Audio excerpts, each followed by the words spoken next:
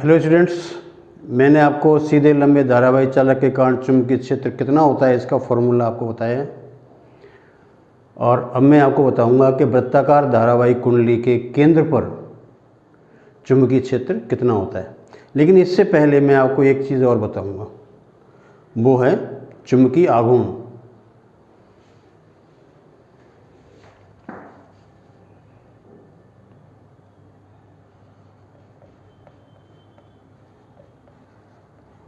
धारावाही वृत्ताकार लूप का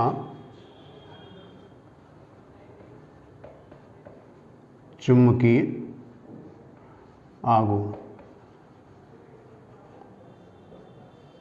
magnetic moment of A current carrying loop.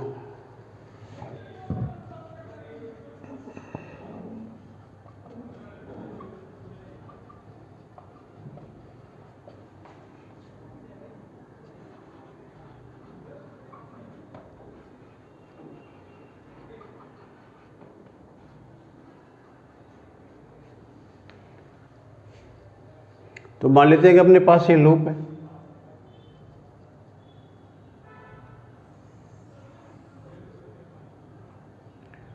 और इस लूप में आई धारा प्रवाहित होती है। ये इसका केंद्र है और ये इसकी त्रिज्या है। इसमें विद्युत धारा आई प्रवाहित होती है। तो चुंबकीय आघूर्ण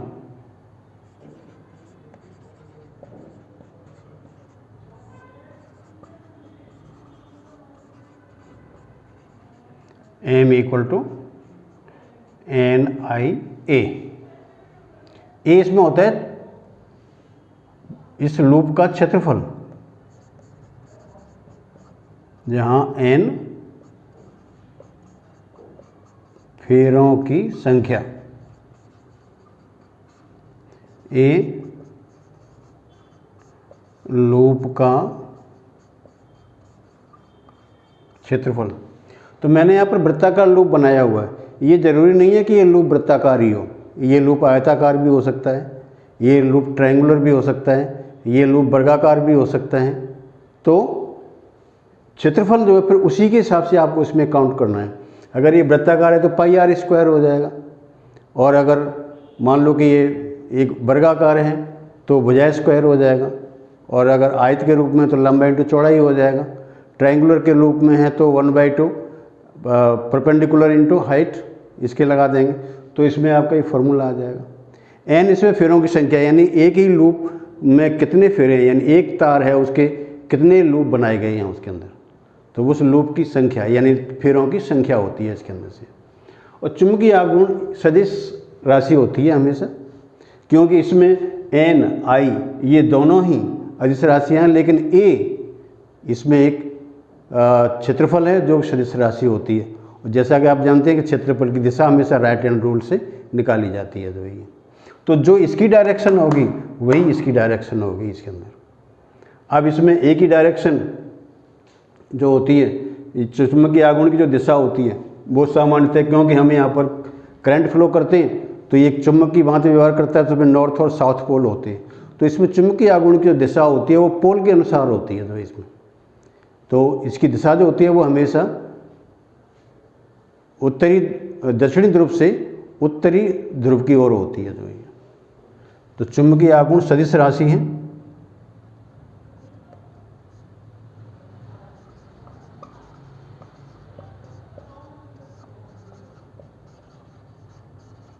आघूर्ण सदिश राशि है जिसकी दिशा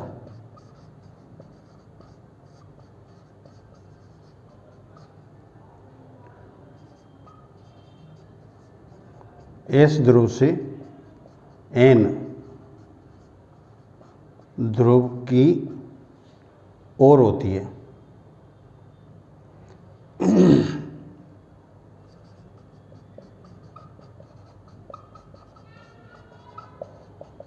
अब इसमें ऐसा क्यों है, अब इसका एक कंपैरिजन करें हम विद्युत द्विध्रुव आघूर्ण, तो विद्युत द्विध्रुव आघूर्ण की दिशा होती है वो माइनस नेगेटिव चार्ज से पॉजिटिव चार्ज की तरफ होती है। अभी यहाँ पर क्या है कि जो नॉर्थ पोल होता है वो just like a positive charge, south pole होता है just like a negative charge, इसलिए इसमें जो आघूर्ण की दिशा होगी वो एस ध्रुव से लेकर के एन ध्रुव की तरफ होगी जो है। अब इसमें इसकी दिशा क्या होगी, ये हम इसमें बहने वाली विद्युत धारा की दिशा पर डिपेंड करती है। अब जैसे हम इसकी इस नियम से ज्ञात करते हैं, ये जो मुड़ी हुई उंगलियां होती हैं ये हमेशा इसमें करंट की डायरेक्शन को शो करती हैं इसके अंदर। तो जैसे अभी मैंने इसमें लिया तो इस तरीके से, तो मेरा अंगूठा जो है वो ऊपर की तरफ जा रहा है, यानी कि ब्लैक बोर्ड के लंबवत बाहर की तरफ। तो इसमें जो चुंबकीय आघूर्ण की दिशा होगी वो इस तरीके से होगी जो है,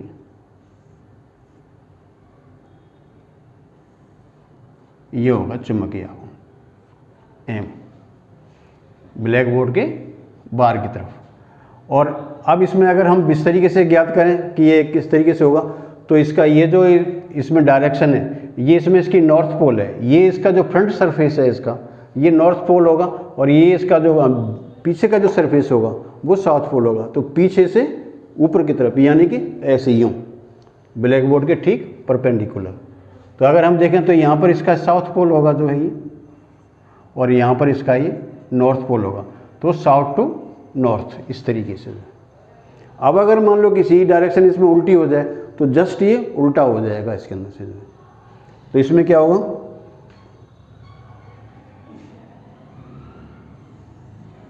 जैसे ये लूप है, अब इसमें लूप में करंट सपोज करो ऐसे जाती है, तो मैं अपने थंब को ऐसे कर दूंगा इसके अंदर, तो मेरी ये उंगलियां जो होंगी वो इस तरीके से क्लॉकवाइज आ जाएंगी। तो ये थंब जो होगा इसके अंदर की तरफ होगा, ब्लैक बोर्ड के अंदर की तरफ।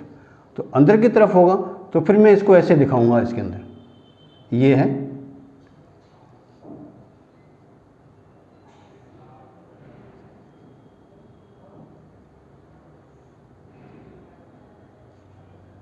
ये होगा इसमें एम, ये इसके अंदर की तरफ।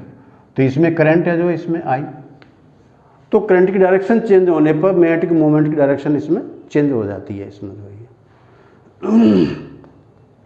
अब अगर मान लो कि इसमें फेरों की संख्या 1 के बराबर दे रखी हो तो ये m का मान सिर्फ I इंटू ए के बराबर होगा इसमें। तो आप देख सकते हैं कि इसका जो मात्रक होगा वो एम्पियर मीटर स्क्वायर होता है। तो इस समय जो होगा, इस समय हम इसको देख रहे हैं इस तरीके से, तो ये इसका साउथ पोल होगा और ये इसका नॉर्थ पोल होगा। तो एस ध्रुव से एन ध्रुव की तरफ। तो इस तरीके से जो ध्रुव होता है वो हम मतलब अपनी इस क्लॉकवाइज और एंटी क्लॉकवाइज से पता कर लेते हैं। अब इसमें कैसे पता करते हैं ये भी मैं आपको इसमें बता देता हूँ कि जैसे ये है ये, अब इसमें मान लो करंट यूँ जा रही है इस तरीके से, और जिधर से हम इसको देख रहे हैं हमारे सामने ठीक जो इसका सरफेस है उसमें हमें करंट कैसे प्रतीत होती है, क्लॉकवाइज अथवा एंटी क्लॉकवाइज। तो इसमें हम देख रहे हैं तो कि क्लॉकवाइज है, क्लॉकवाइज है, इसका मतलब क्या है, ये इस तरीके से होगा ये। तो ये एन ध्रुव आ गया इसके अंदर से जो ये। अब अगर मान लो हम इसको ऐसे कर दें, ये करंट इस तरीके से जाए तो अब ये इस तरीके से होगा, तो ये एस ध्रुव आ गया इसके अंदर से। तो करंट अगर एंटी क्लॉकवाइज है तो फ्रंट सरफेस आपका नॉर्थ पोल होगा, तो पीछे का इसका साउथ पोल हो जाएगा। और अगर इसमें क्लॉकवाइज करंट जा रही है तो फ्रंट सरफेस इसका साउथ पोल होगा और इसका बैक सरफेस इसका नॉर्थ पोल होगा इसका जो है। तो जिधर की डायरेक्शन में हमें करंट प्रतीत होती है, दिखती है, वही उसकी सरफेस बन जाता है। उसी के अनुसार ये नॉर्थ पोल और साउथ पोल होते हैं इसमें। इसका मात्रक होता है एम्पियर मीटर स्क्वायर।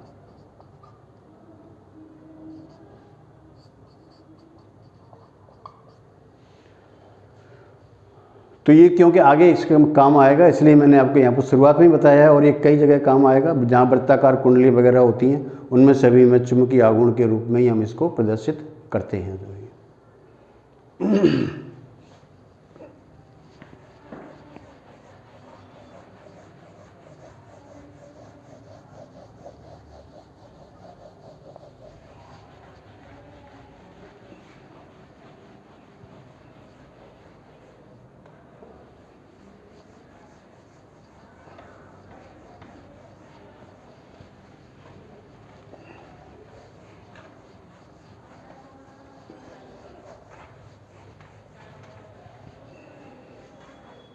चलिए अब मैं आपको बताता हूँ कि वृत्ताकार धारावाहिक कुंडली के केंद्र पर चुंबकीय क्षेत्र कितना होता है।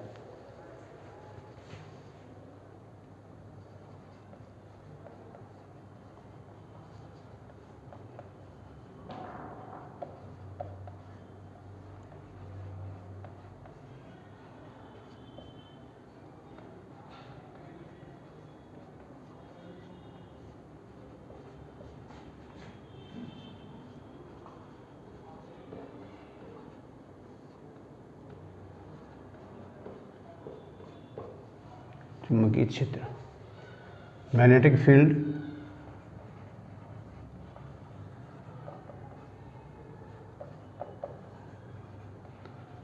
At the centre of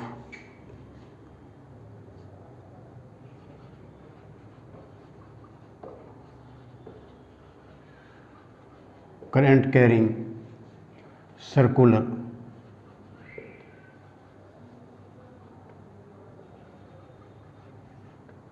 ring.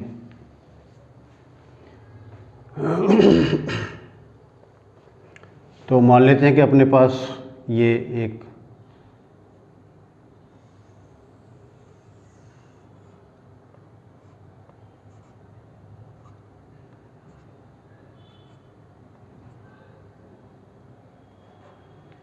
ये कुंडली है, कुंडली का ये केंद्र है O, ये इसकी त्रिज्या है R और इसमें I धारा प्रवाहित होती है।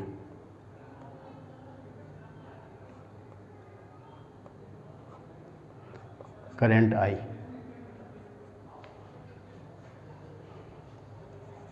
तो मान लेते हैं, माना R त्रिज्या की वृत्ताकार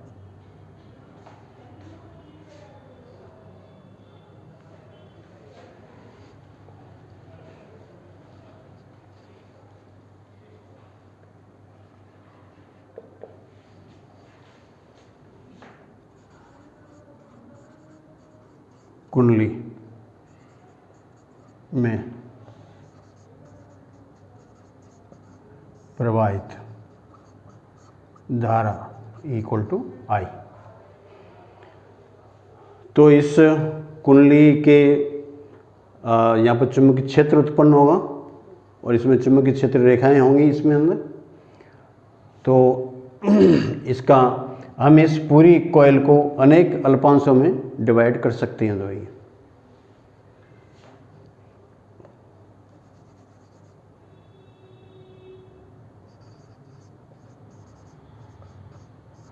कुंडली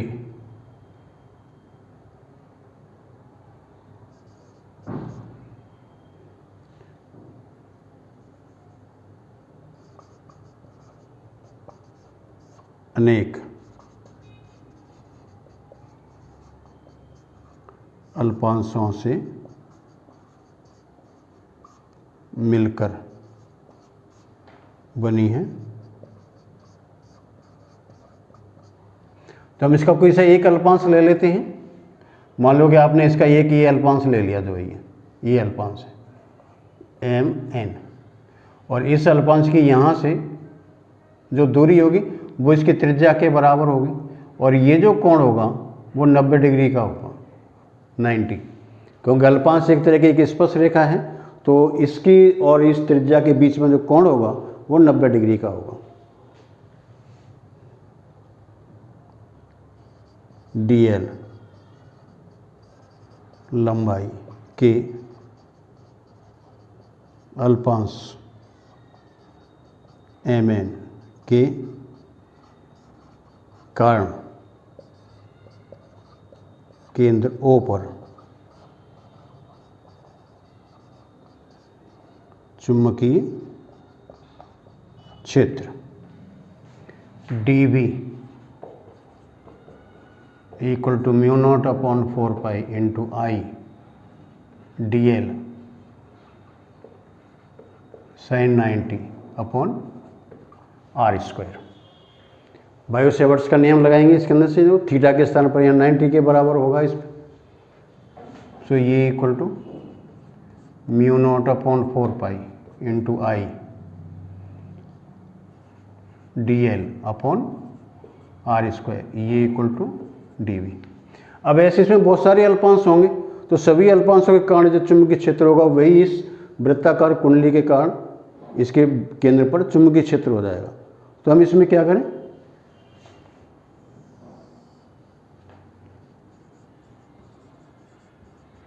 संपूर्ण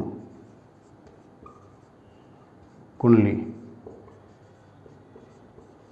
के कारण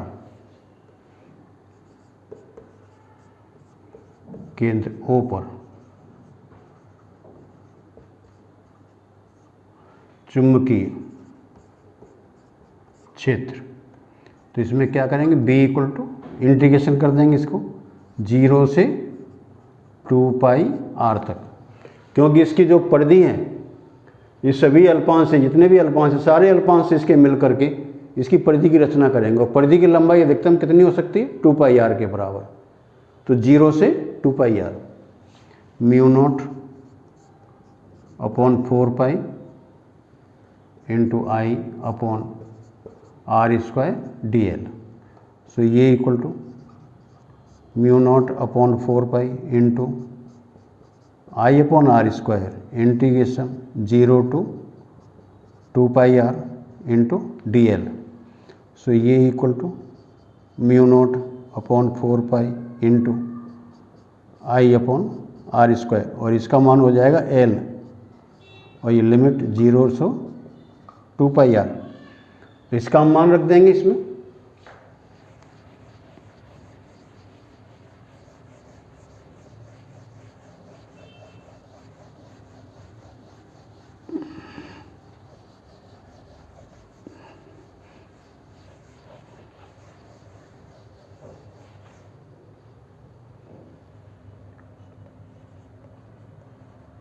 mu naught upon 4 pi into I upon R square, इसका मान 2 पाई आर माइनस 0। सो ये equal to mu not upon 4 pi into I upon R square into 2 pi are.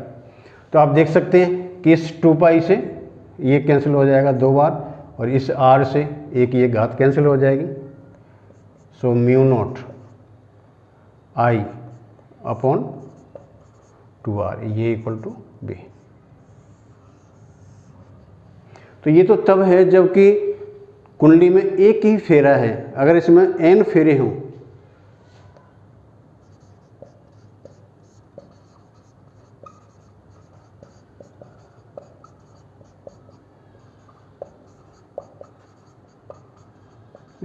हों तो b equal to mu not N I upon 2r। तो आप देख रहे हैं कि इसमें b का मान फेरों की संख्या पर डिपेंड करता है, प्रवाहित धारा पर डिपेंड करता है, और कुंडली के त्रिज्या पर डिपेंड करता है। तो अधिकतम चुंबकीय क्षेत्र प्राप्त करने के लिए फेरों की संख्या सबसे अधिक होनी चाहिए, और करंट का मान ज़्यादा होना चाहिए, और त्रिज्या का मान कम होना चाहिए। इसका अर्थ यह है कि अधिकतम चुंबकीय क्षेत्र प्राप्त करने के लिए अधिक फेरों की और अधिक विद्युत धारा ले जाने वाली कम त्रिज्या की कुंडली होनी चाहिए। तो इसका मान आई, आर और एन तीनों पर ही डिपेंड करता है। तो बी की निर्भरता,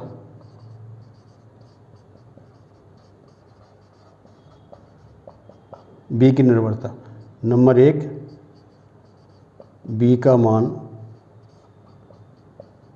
एन पर निर्भर करता है।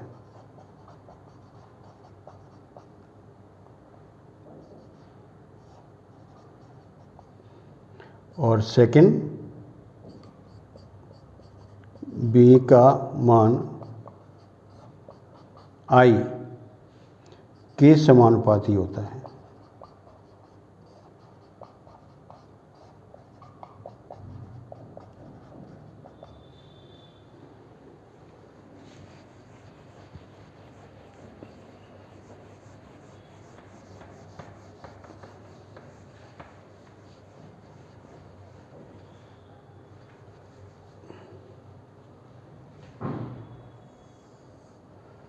सो बी प्रोपोर्शनल टू आई। इसका मतलब ये है कि अगर हम बी और आई में एक ग्राफ ड्रॉ करें 0, तो एक ये straight line B proportional to I, और third B proportional to 1/r, त्रिज्या की व्युत्क्रमानुपाती होती है,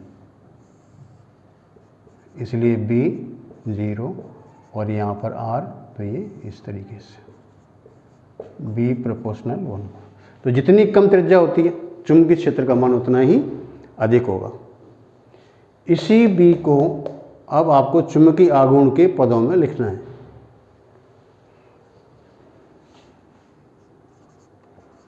बी का मान चुंबकीय आघूर्ण के पदों में, ये क्या करें हम इसमें, B equal to μ0/4π into 2n into πr² upon RQ। देखो 2π कैंसिल हो जाएगा तो आपका यही आ जाएगा 2, और r² से ये कैंसिल हो जाएगा तो आपका ये आ जाएगा r। अब इसमें ये जो टर्म आ रहा है इसमें i,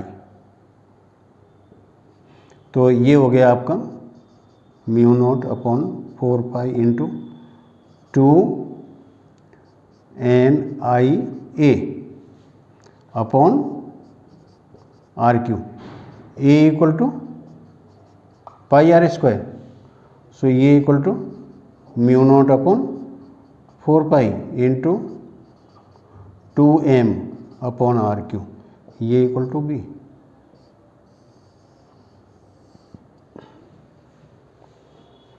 तो आप इसमें देख सकते हैं कि ये चुंबकीय आघूर्ण ठीक इसी प्रकार से है जैसे कि हम किसी चुंबक के अक्ष पर चुंबकीय क्षेत्र ज्ञात करेंगे। तो इस तरह से हम इसको, अगर इसमें सदिश के रूप में व्यक्त, क्योंकि सदिश राशि है तो ये भी सदिश है, इसमें ये भी सदिश है, तो हम इसको ऐसे भी व्यक्त कर सकते हैं, B vector equal to μ0/4π into 2m upon RQ, इस तरह सदिश के रूप में आप व्यक्त किया जाए।